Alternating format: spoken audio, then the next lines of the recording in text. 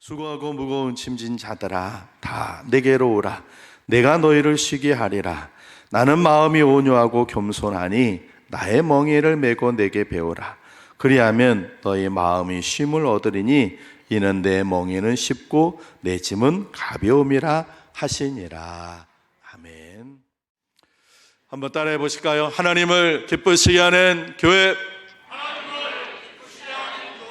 신앙을 할렐루야. 우리 예쁜들과 인사하시겠습니다. 신앙을 꼭 고백하십시오. 한 번만 더 인사하시겠습니다. 반갑습니다. 잘 오셨습니다. 네, 반갑습니다. 잘 오셨습니다. 한 주간 잘 지내셨습니까? 네, 비 피해 없으신가요? 네, 뭐 비도 또 예보도 있는데 앞으로 또 비가 계속 올 수도 있으니까 잘 비 조심하셔서 크게 어려움 없도록 여러분들 조심하시기 바라고요. 또 우리 오랜만에 또 우리 집사님 또 오시는 얼굴도 보니까 아주 반갑습니다. 반갑습니다. 오늘 말씀 보니까요, 오늘 본문에 수고하고라고 하는 이 단어가 있는데, 이 단어는 육체적으로 정신적으로 두 가지 뜻이 있습니다. 육체적으로는 고나고 지치다, 그런 뜻을 갖고 있고요, 감정적으로는 용기를 잃고 낙심하다, 그런 뜻을 갖고 있습니다. 그러니까 이 수고하고라고 하는 이 단어는 또 현재 분사형이에요. 그러니까 계속 진행이 되는 거예요. 예전에 수고한 것이 아니라 계속 지금 수고하고 있다는 거예요. 지금 육체적으로도 힘들고 정신적으로도 우리 흔히 말로 스트레스 받는 거죠. 예수님 당시에 이스라엘 백성들은 이렇게 수고한 무거운 짐을 지고 사는 사람들이었습니다. 로마가 압제를 해가지고 로마를 지배를 받고 있는데, 이 로마가 이스라엘 백성들에게 세금을 과하게 물렸습니다. 그러니까 세금은 뭐예요? 돈이에요. 그러니까 그 세금을 내기 위해서는 더 많은 일을 해야 되는 거예요. 그리고 세금만 과하게 물리는 것뿐만 아니라 공공일들을, 사람들을 차출해다 강제 노역을 시키는 거예요. 그러니까 내가 먹고 살기 위해서도 일해야 하는 것뿐만 아니라 세금을 내게 더 일을 해야 되고, 거기다가 또 공공적인 일, 뭐 성을 쌓고 기르고 하는 이런 일들을 끌려가 가지고 또 일을 하는 거예요. 그러니까 이스라엘 백성들은 아주 육체적으로 너무 힘든 로마의 지배를 받으면서 우리가 일제치하에 힘들게 살았던 그걸 생각하시면 될 거예요. 그렇게 살고 있어요. 그렇게 육체적으로 힘이 들면 그들 유대인들은 안식일마다 회당에 와서 모임을 갖고 하나님께 기도하면서 쉼을 얻습니다. 그런데 안식일을 지키면 그걸 통해서 하나님으로부터 힘을 얻고 용기를 얻고 쉼을 얻어야 되는데 정신적으로 스트레스를 받는 거예요. 왜 그러느냐? 하나님께서 시내산에서 율법을 주셨는데, 이 주신 율법을 이스라엘 백성들이 쭉 내려오면서 잘 지키려고 율법학자들이 613가지 율법을 지키는 세부 조항을 만들어 놨는데, 이게 사람을 아주 힘들게 만드는 거예요. 그러니까 예를 들면 안식일을 하나 지키는 것만 해도 많은 규정들이 있어요. 안식일을 하나님은 거룩하게 지켜라 하는 그 말씀을 잘 지키겠다고 사람이 거기에다가 더 첨언을 해서 안식일은 1km 이상 걸어가면 안 돼, 이 규정이 있어요. 그러니까 회당을 가려고 하다가 1km 넘어가면 가다가 중간에 또 쉬어야 돼요. 그래서 잠깐 쉬었다가 다시 걸어가는 거예요. 우리 표현을 할게요. 여러분들이 아침에 교회 오려고 하는데 갑자기 비가 막 쏟아져요. 그러면 널어놨던 옷 뭐 그런 것들을 막 걷어야 되지 않겠어요? 그런데 안식일에는 그러면 안 돼요. 비가 쏟아져도 그냥 놔둬야 돼요. 안식일에는 상황을 바꾸면 안 돼요. 안식일에는 어제 있었던 상황이 그대로 이렇게 만들어 놨어요. 그러니까 안식일에 양이 구덩이에 빠져도 그냥 놔둬야 되는 거예요. 그거 꺼내면 안식일을 범한 자가 돼서 또 서기관과 바리새인들 또 율법학자들의 책망도 받고, 그 사회에는 율법을 지키는 사회니까 매장에 당하는 거예요. 그러니까 육체적으로도 힘들고 정신적으로도 율법을 지켜야 된다고 하는 것 때문에 하나님께서 율법을 주신 이유는 우리에게 구원을 주시기 위해서 율법을 주신 건데 그 율법을 지키는 것 때문에 너무 스트레스가 되는 거예요. 이렇게 지친 사람들, 그들에게 예수님께서 뭐라고 하냐면 수고하고 무거운 짐진 자들아 다 내게로 오라, 내가 너희를 쉬게 하겠다 말씀하셨어요. 이것은 하나님께서 우리에게 주신 은혜인 줄로 믿습니다. 이 말씀은요, 힘든 하루하루를 살아가는 우리에게 주시는 하나님의 은혜입니다. 우리도 오늘날 하루하루 살아가는 것이 이렇게 육체적으로 힘들고 정신적으로도 고단합니다. 이렇게 사는 것이 힘들어서 사람들이 뭘 가요? 뭘 가요? 휴가를 갑니다. 힘드니까. 이 휴가라고 하는 단어 한자잖아요.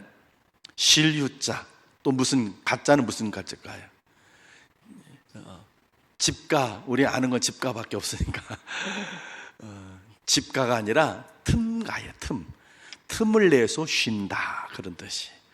그래서 사람들이 휴가를 갑니다. 틈을 내서 쉬는 거죠. 예전에는 휴가를 7월 말 8월 초 그때 많이들 갔어요. 제일 뜨거울 거고 그러니까. 그런데 요즘은 그것도 많이 바뀌었더라고요. 우리 안수 집사님도 휴가, 이제 우리 교육자하고 직원들 휴가 이렇게 계획서 보니까 9월 초에 가시더라고요. 맨날 7월 말 8월 초에 가시던 분이. 그래서 제가 물어봤어요. 집사님, 안수 집사님 이번에는 왜 9월 달에 가세요? 그랬더니 딱 한마디를 얘기하시더라고요. 비싸요. 그때가 비싸다는 거예요. 항상 텐트를 갖고 가셔서 텐트 쳐고 이렇게 하시는데 7월 말 8월 그때는 워낙 사람들이 많이 몰리니까 그때는 비싸다는 거예요. 그래서 그 8월 달 지난 다음에 좀 덜 쌀 때, 비쌀 때 그때 가시겠다 그러더라고요. 근데 요즘은 어쨌든 이 휴가가 7월 8월 초 이게 아니라 없어진 것 같아요. 해외든 국내든 막 다니시는 것 같아요. 근데 문제는요, 이 휴가가 아니에요. 일단은 휴가를 떠나면 어디를 가든지 사람들이 너무 많아요. 사람 구경하러. 내가 이게 쉬러 온 건지 사람 구경하러 온 건지 모를 정도로 바글바글바글해요. 그러니까 사람들이 뭐 그런 거 사람 많은 걸 좋아하는 사람들도 있지만 대부분은 사람 없는데 한가한 데를 있고 싶어 해요. 조용한 데, 우리 가족끼리, 우리 같이 간 사람들끼리만. 그러다 보니까 요즘은 풀빌라라고 하는 숙소가 많이 생겼어요. 풀빌라가 뭔지 아시죠? 그 펜션이면 그 안에 물놀이 하는 것까지 다 있어서 그 안에서 그냥 바깥에 안 나가고 그 안에서 지난 거예요. 근데 문제는 이 풀빌라가 가격이 사악해. 보통 가격이 아니에요. 깜짝 놀래요. 와. 그런데 돈 있는 사람들은 이제 돈을 더 크게 지불하고서도 그렇게 이제 지내죠. 휴가를 갔으니 가족들하고 이제 좋은 것도 구경하지만 맛있는 것도 먹으려고 맛집을 찾아가요. 그러면 또 여전히 또 뭐가? 사람들이 많아요. 대기해야 돼요. 그리고는 휴가지의 물가가 보통 평범하지가 않아요. 다 비싸요. 그래서 휴가를 가면 휴가를 통해서 충전이 돼야 되는데 오히려 방전이 돼요. 몸도 방전이 되고 돈도 방전이 돼요. 그래서 휴가가 쉬러 갔다가 오히려 더 스트레스 받고 그리고 힘들어져서 와요. 그래서 어떤 분들은 아예 이런 휴가를 가지 않고 어떻게 해요? 어디 가지 않고 그냥 집에만 있어요. 그걸 뭐라고 그래요? 그래요. 방콕이라고 그래요. 방에 콕 들어박힌다. 그래서 그냥 맛있는 거, 어디 갈 돈으로 그걸로 맛있는 거 사다가 가족들끼리 먹고 잘해야 뭐 영화관이나 아니면 근처 카페 같은 데 한번 가서 바람 쐬고 오는 거. 그렇게 하려고 해요. 그것도 현명한 방법인 것 같긴 해요. 근데 여러분, 집에서 쉬든요, 휴가지를 가서 쉬든요, 마음이 편해야 진짜 휴가가 됩니다. 우리 삶을 보십시오. 아침부터 직장에 가면은 동료들, 후배들하고 경쟁 관계예요. 직장은 경쟁 관계예요. 뒤처지면 떨어지는 거예요. 그래서 뒤처지지 않기 위해서 막 부단히 몸부림쳐 애를 씁니다. 밤늦게까지. 어른만 그런 것이 아니라 아이들도 학생들도 마찬가지예요. 초등학교 애들 보세요. 걔네 학교만 갔다 오면 또 어디 가요? 학원 가야죠. 학원 한두 군데 안 가요. 많이 가는 6군데, 7군데 막 가요. 부모의 성하기도 하지만 안감이 뒤처지거든. 그러니까 어릴 때부터 애들 경쟁관계. 그러니까 청소년들 얼굴에 웃음기가 사라졌어. 불쌍해. 어른은 어른대로 지쳤고. 그러면 집에서 살림하는 분은 그런 편하냐? 아니, 집에서 살림하는 분들도요, 이상하게 쉴 여유가 없어. 쉴 여유가 없어요. 그냥 복잡해, 바빠. 아이고, 어른이고, 출근하는 사람이고, 살림하는 사람이고, 쉴 여유가 없어요. 집에서 그냥 평안하게 좀 위로받고 힘을 얻어야 되는데, 이 가정이라는 것이 또 그렇게 진정한 안식처가 되지 못해요. 세대 간의 갈등이 있고, 세대 차이가 있어서, 그래서 서로 갈등도 있어요. 부부 간의 갈등, 부모와 자식 간의 갈등이 있다 보니까, 또 집도 진정한 힘을 얻을 수가 없어요. 또 세상 살아가는 것이요, 이게 이렇게 1 더하기 1은 2 이렇게 수학 공식처럼 딱 떨어지지가 않아요. 내가 열심히 노력하면 노력한 거에 대해서 좋은 결과나 어떤 기대치가 나와야 되는데 현실은 그렇지 않아요. 난 열심히 노력했는데 그 성과가 안 나올 때가 있어요. 정말 내가 할 만큼 최선을 다했는데 오히려 나쁜 결과가 나올 때 있고요. 실패할 때 있고 안 될 때가 있어요. 그런 걸 몇 번 경험하다 보니까 사는 게 두려워지는 거예요. 그리고 걱정되고 염려돼요. 열심히 하는데 또 지난번처럼 안 되면 어떡하지? 혹시 또 무슨 생각하지 않은 또 잘못되면 어떡하지? 이런 긴장감과 두려움이 우리를 힘들게 해요. 이런 것들이 다 짐이에요. 그래서 인생 살아가면서 그런 짐들이 육체적으로 정신적으로 쉴 수 없는 그것이 우리를 쌓이고 있어요. 이런 마음을 가지고 휴가지를 가가지고 휴가를 간다? 휴가가 안 됩니다. 마음은 무거워서 마음속에는 지금 짓눌리는 압박감가 있고 걱정하고 염려되는 것이 있고 고민거리가 있는데 좋은 데 가가지고 구경한다고요? 잠깐은 잊어줄 수 있어요. 맛있는 거 먹으면서 하하호호하면서 잠깐 잊을 수 있는데 그거 지나고 나면 또 확 가슴을 짓누르는 것이 있어요. 여러분, 그래서 주님께서 뭐라고 하셨냐면 너희 마음이 쉼을 얻어야 한다라고 하셨어요. 우리 마음이 쉼을 얻어야 진짜 휴가가 되는 줄로 믿습니다. 진짜 휴가는 우리 마음 속에 있는 이 짐을 해결해야 합니다. 그래서 주님께서 어떻게 말씀하느냐, 이렇게 해결 방법을 우리에게 얘기하셨어요. 우리 28절을 같이 한번 읽어보겠습니다. 28절 시작. 수고하고 무거운 짐진 자들아 다 내게로 오라. 내가 너희를 쉬게 하리라. 아멘. 이 수고하고 무거운 짐진 자들아, 이 말은 해석이 돼요. 사람마다 다 짐 있다는 거예요. 다른 사람께 보면 그 사람은 수고하고 무거운 짐이 없는 것 같아. 아니, 저 사람은 뭐 살만하고 자식들도 속썩이지 않고 가족 몸도 건강한데 뭐 이렇게 하지만 사람마다 다 무거운 짐들이 다 있어요. 그래서 예수님께서 수고하고 무거운 짐진 자들아 얘기하셨거든요. 그거는 이해가 돼요. 근데 그 다음에 뭐라고 하셨어요? 다 내게로 오라. 내가 너희를 쉬게 하리라. 도대체 이 말은 무슨 뜻일까요?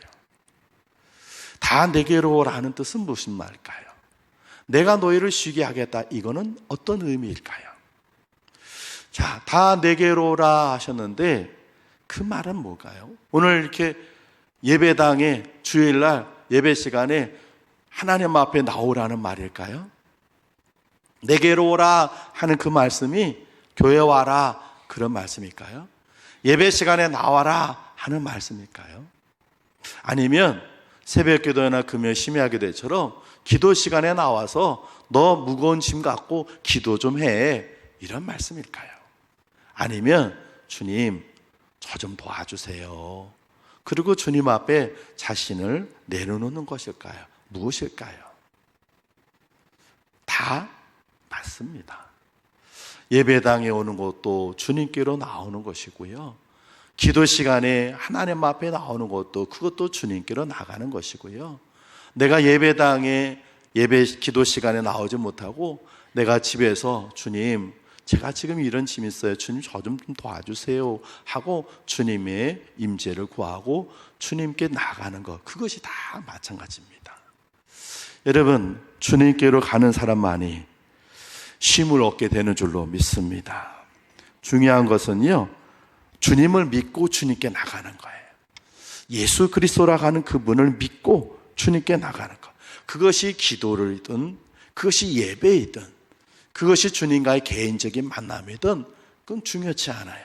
중요한 건 내가 예수님이 나를 사랑하신다. 그리고 그분은 나를 사랑하시게 내 짐을 덜어주실 수 있는 능력도 갖고 계시다라고 믿고 주님께 나가는 것입니다. 할렐루야. 우리가 몸이 아프면 누구에게 찾아가요? 의사를 찾아가죠.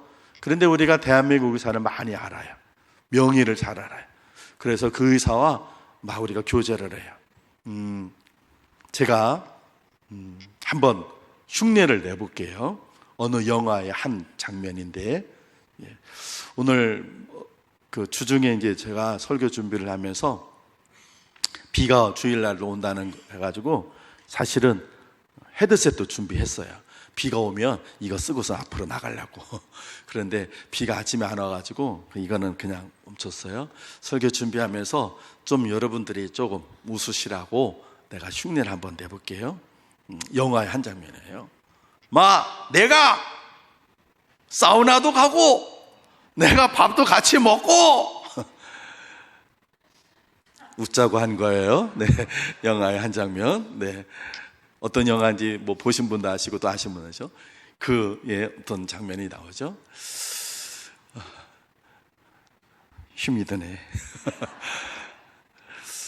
여러분, 내가 어떤 의사를 알아서 그 의사와 사우나도 같이 가고 골프도 같이 치고 밥도 같이 막 먹어도 내 병 낫지 않습니다. 어떻게 해야 돼요?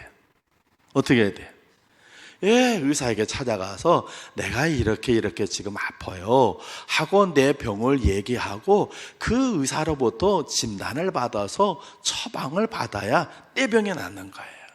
내가 예수님이 어떤 분인지 많이 알지만 그분에게 나가서 나를 내려놓고 주님, 지금 제가 이런 짐이 있습니다. 내가 지금 이렇게 어렵고 힘든 짐이 있어서 지금 사는 게 이렇게 힘들어요 하고 고백하지 않으면 주님을 많이 아는 게 의미가 없다는 거예요. 주님께 나가야 합니다. 그래서 찬송에 보면 이런 가사가 있어요. 우리 91장 우리 1절만 우리 반주 없이 한번 같이 불러볼게요.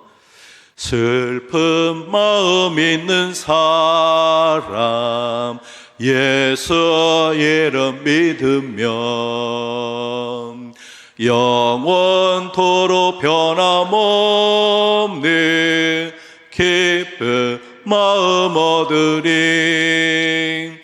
예수의 이름은 세상의 소망이요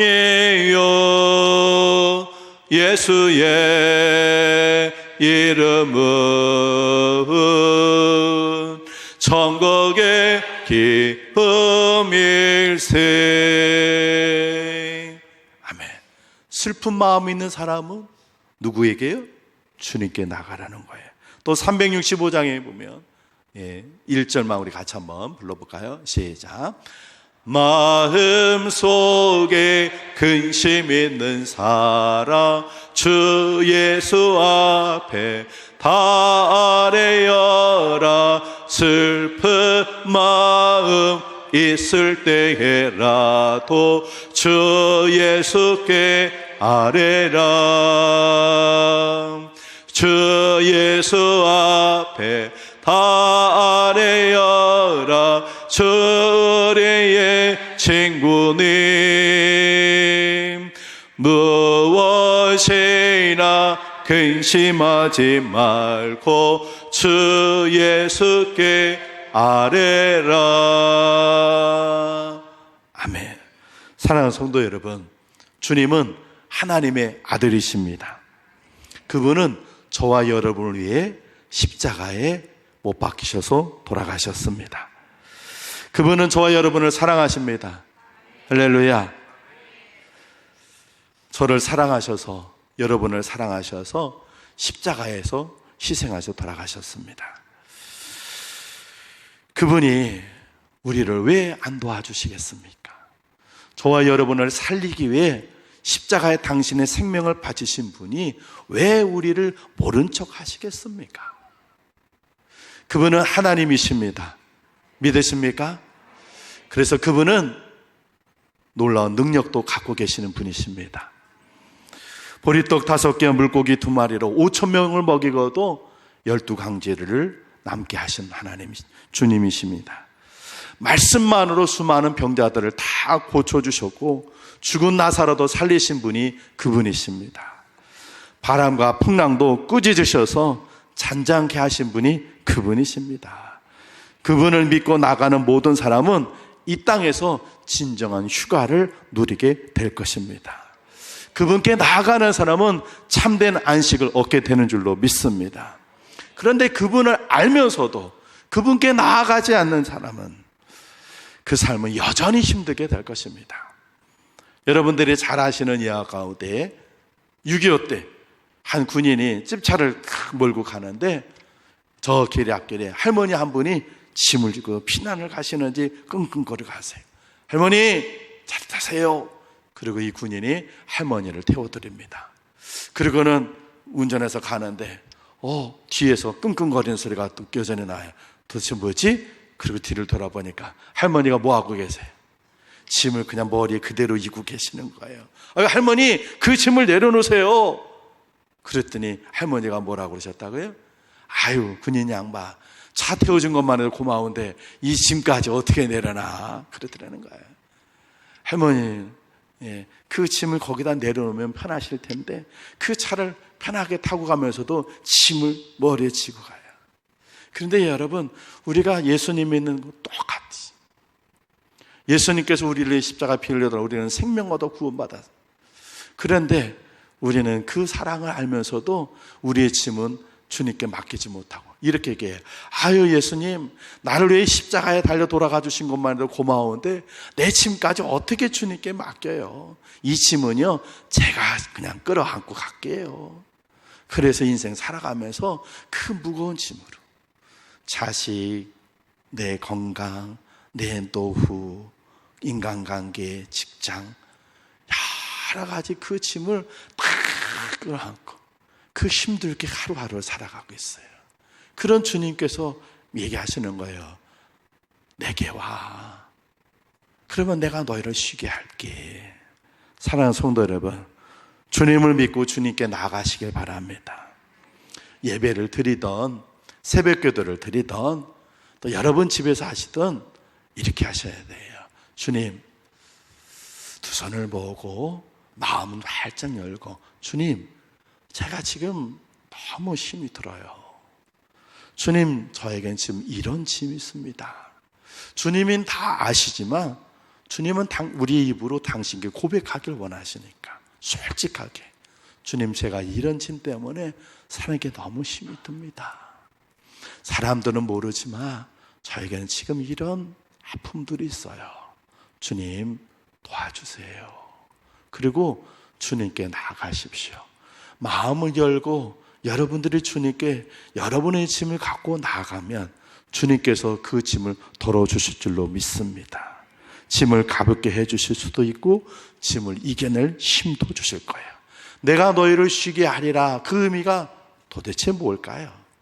짐을 없애준다는 의미는 아니에요. 오늘 말씀을 보니까 같이 지어주신다는 것 같아요. 여러분, 어떤 짐을 혼자 드는 것이 나을까요? 둘이 같이 드는 게 나을까요? 예, 둘이 같이 들면 훨씬 가벼워지죠. 내가 너희를 쉬게 하리라, 그 말씀은 그것입니다. 너희 짐 내가 같이 들어줄게. 그래서 오늘 멍에를 얘기하시는 거예요. 멍에는 혼자 매는 게 아니라 둘이 같이 매는 멍에예요. 내 멍에는 가볍고 쉬워. 그러니 나랑 같이 멍에 매자. 이런 거예요.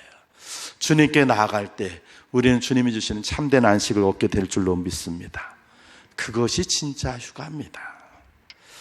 그리고 한 가지 또 알아야 할 사실이 있어요. 오늘 설교 제목이 뭔지 아세요? 제가 3가지를 했어요. 휴가, 그 다음에 진짜 휴가, 그 다음에 완전한 휴가. 휴가는 여러분들이 가시는 거고, 진짜 휴가는 주님께로 나오는 것이고요. 완전한 휴가는 뭘까요?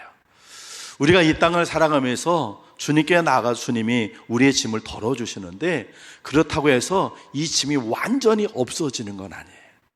주님께서 내가 너희를 쉬게 하리라, 가볍게 해주겠다 하셨지 짐을 없게 해주겠다 하지 않으셨어요. 우리가 인생 살아가며 이 땅을 살아갈 때는요, 많은 짐들인데 이 짐은 없어지지 않습니다. 언제 없어질까요? 요한계시록 21장 4절에 보면 이런 말씀이 있어요. 우리 같이 한번 읽어보겠습니다. 시작. 어떤 눈물을 그 눈에서 닦아주시니 다시는 사망이 없고 애통하는 것이나 곡하는 것이나 아픈 것이 다시 있지 아니하리니 처음 것들이 다 지나갔음이러라. 아멘. 이제 우리가 이 땅에서 신앙생활을 하다 보면요, 어느 날 주님께서 우리를 부르는 소리가 들려요. 주님께서 저 공중에서 오셔서 아무개야 하고 우리를 부르실 때가 있어요. 그때 우리가 예 하고 우리 귀로 듣고 반응하는 것이 아니라 우리 영혼이 주의 음성을 들어요. 믿음을 가진 사람. 그래서 우리 몸이 바뀌어져요. 뭐로요? 영화체로 바뀌어져서 우리가 훅 하고 다 공중으로 올라가요. 그래서 그 공중에서 7년을 지낼 거예요. 혼인잔치 하듯이. 그리고는 이 땅에 주님과 함께 다 내려올 거예요. 그때 우리보다 앞서서 세상을 떠난 믿음의 성도들은 다시 살아나게 되죠. 그래서 이 땅에서 1000년을 지내요. 그걸 뭐라고 그러냐면 천년왕국이라고 그래요. 그 천년왕국을 지내고 난 다음에 심판대 앞에서요, 백보자 심판, 신백자예요. 왜 신백자냐? 너무 광명해서 색깔이 없어. 그 하나님이 재판장이 되셔서 그때는 모든 사람들이 다 하나님 앞에 모이는 거예요. 그래서 예수 그리스도를 믿고 믿음을 가졌던 신앙생활을 하셨던 사람들은 오른편에 천국에 가는 거예요. 새 하늘과 새 땅을 가는 거예요. 그게 신천지 천국이에요. 신천지가 그걸 좋은 거를 뺏어가가지고 신천지 그러니까 우리가 거부감 드는데, 거기가 하나님 나라, 그 새 하늘과 새 땅이 신천지인데, 거기 가면 오늘 좀 전에 읽은 것처럼 어떻게 했다고요? 눈물도 없고 아픔도 없고 모든 짐이 없어요. 거기가 완전한 휴가지. 그 완전한 휴가지, 하나님 나라 갈 때까지 이 땅에서 우리는 힘들고 고단한 일이 없을 수가 없어요.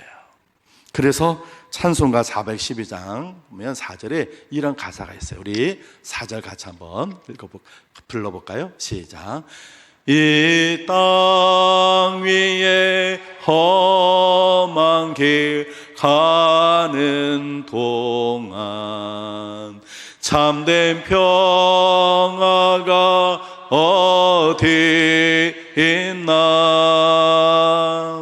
우리 모두 다 예수를 친구 삼아 참 평화를 누리겠네.